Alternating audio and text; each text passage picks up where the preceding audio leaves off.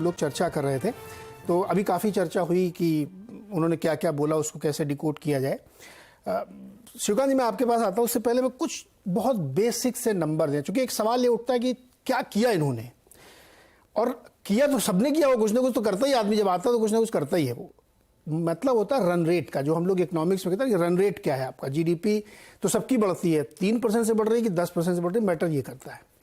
तो मैं आपको कुछ चीज़ें आपके सामने रखना चाहता हूँ। जैसे इलेक्ट्रीफाइड रेलवे जो 2013 में थे वो 4100 किलोमीटर थे, अभी 28,000 किलोमीटर है। 13 से कंपेयर कर रहा हूँ मैं। कॉर्पोरेट टैक्स तो आपको पता ही होगा, 34 से घटा के 22 कर दिया था। एक बहुत दिलचस्प आंकड़ा, टमाटर की बात हो रही है, पूरे पिछले 20 साल का लोएस्ट इन्फ्लेशन एवरेज है पिछले 10 सालों में। आप कभी भी देख लीजिएगा, डेटा है एकदम, आरबीआई का डेटा है। डायरेक्ट बेनिफिट ट्रांसफर के तहत केवल $0.89 बिलियन खर्च किए गए थे, अभी है $32 बिलियन। पहले 25,000 किलोमीटर के हाईवे थे, अभी 53,000 किलोमीटर के हाईवे। ठीक है, डिजिटल ट्रांजैक्शन जो पहले 4.4% थे, अभी जो है 76% हो रहे हैं डिजिटल ट्रांजैक्शन। मोबाइल हम लोग एक्सपोर्ट कर रहे हैं और इंपोर्ट सिर्फ 4% हो रहा है।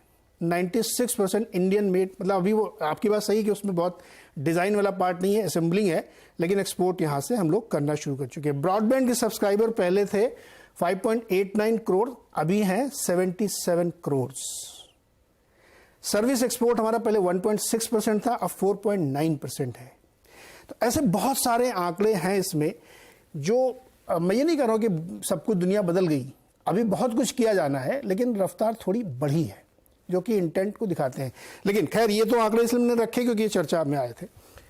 शिवकांत जी, कैसे बिल्ड होगा नेशनल कैरेक्टर, और जिसकी इस समय देश को जरूरत है? बहुत सारी चर्चाओं में हम लोग कह रहे हैं कि एक कैरेक्टर बिल्ड हो, लोग भी सामने आए, सरकार की मदद ले, सरकार काम करे, सरकार को दिशा मिले। कैसे बिल्ड होगा सर? अब इसके लिए तो मुझे लगता है घर घर जाने की और हर नेता को काम करने की जरूरत होगी, क्योंकि देखिए, बुनियादी ढांचा जो जितने भी आपने आंकड़े गिनाए, बुनियादी ढांचा तैयार किया जा रहा है। ये वो काम है जो 80 के दशक में चीन ने कर लिया था। बुनियादी जब तैयार होगा, उसके बाद उस पर अगर राष्ट्रीय चरित्र होगा तो लोग काम करेंगे और विकास की गति, जिसकी कि आप रन रेट की बात कर रहे थे, वो बढ़ेगी। और राष्ट्रीय चरित्र से मेरा मतलब ये है कि आप जो है एक कर्मनिष्ठा होनी चाहिए, एक बेसिक समझ होनी चाहिए कि हर काम लोकतंत्र में सरकार नहीं करती है, सरकार ही माई बाप है। ये एक जो है खासकर देहात में ये धारणा, ये भावना चली आ रही है, और ये तानाशाही वाली सरकार की धारणा है। ये तानाशाही में होता है कि हर काम सरकार करे। जब तक आप खुद कुछ नहीं करेंगे, जैसे सफाई है, जैसे अनुशासन है, नियम का पालन है, और कम से कम ये समझ पैदा करना है कि शिक्षा का मतलब ये नहीं होता, शिक्षा और विशेषज्ञता में बड़ा भारी अंतर है। शिक्षा आपने एमए कर लिया, बीए कर लिया, उसके बाद जो है नौकरी की गारंटी हो गई, ऐसा नहीं है। शिक्षा करने के बाद अगर आप रेडी चलाते हैं या दुकान खोल के बैठ जाते हैं और उस पर खीखी करना, ये जो एक तरह की जो भावना है भारत के अंदर, ये बहुत ही गलत है। शिक्षा आपको उसमें बेहतर बना सकती है। शिक्षा जो है हर एक को शिक्षित होना चाहिए। विशेषज्ञता अलग चीज है। अगर आप विशेषज्ञ हो गए हैं, जैसे आप जो है वो किसी एक स्पेसिफिक फील्ड में डिकोडिंग के या कोडिंग के इंजीनियर बन गए और उसके बाद अगर आपको काम नहीं मिलता है तो फिर समस्या है।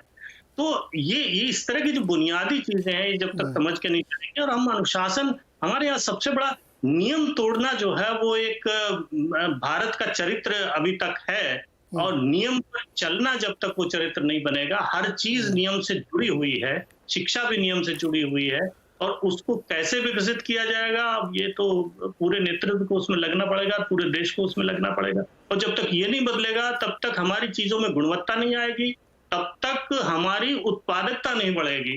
क्योंकि अब बुनियादी चीजें जब तैयार हो जाती हैं, उसके बाद खेल जरा इसका है कि आप कितनी कुशलता से, कितनी जल्दी, कितनी किफायत से काम करते हैं और कितना अच्छा काम करते हैं। ये बात बिल्कुल सही सर। 140 करोड़ का देश है, आसान थोड़ी इसको ऐसे चलाना, संभाल के, वो भी जगह जगह की डेमोक्रेसी को देखते हुए नगर पालिका वाला पार्षद भी एक मुकदमा दायर कर देता है किसी मामले में, तो ये इतना आसान थोड़ी वो चाहे नहीं कर सकता है हमारे यहाँ। लेकिन डेमोक्रेसी के साथ साथ ये सब काम करने की कोशिश की जा रही है। अब इसमें कितनी सफलता मिली, ये सब लोगों का असेसमेंट है। हर्षवर्धन त्रिपाठी, एक पॉपुलर सवाल पूछूं आपसे, क्या माहौल इस समय क्या चल रहा है? आप तो बहुत घूमते फिरते रहते हैं। मैं इस कॉन्टेक्स्ट में कह रहा हूँ कि जो भी मोदी जी ने स्पीच दी, फिर जो INDI वाले पूरा नैरेटिव वगैरह बन रहा है, पर्सपेक्टिव बन रहा है, क्या है देश का मूड इस समय? लेकिन नीरज जी, आप जब आंकड़े गिरा रहे थे और उसके बाद आपने एक शब्द कहा, एक लाइन कह दी कि लेकिन अभी सब कुछ बदल थोड़ी नहीं गया है, मैं इसी से इत्तेफाक नहीं करता। नहीं, मैंने ये कब कहा? इतना नहीं, एक मिनट रुको, मैं करेक्ट करूं। नहीं नहीं नहीं नहीं, मैं भी मोदी जी की तरह बहुत सोच के बोलता हूं। मैंने ये सारे आंकड़े गिनाए और अभी उससे दुगने आंकड़े मेरे पास हैं। मैंने ये कहा कि ये चीजें बदल रही, रंडे ठूक हुआ, लेकिन सब कुछ नहीं बदल गया। ये मैं स्टिक करता हूं, अंडरलाइन, सब कुछ अभी नहीं बदला है जी। ठीक है, हाँ।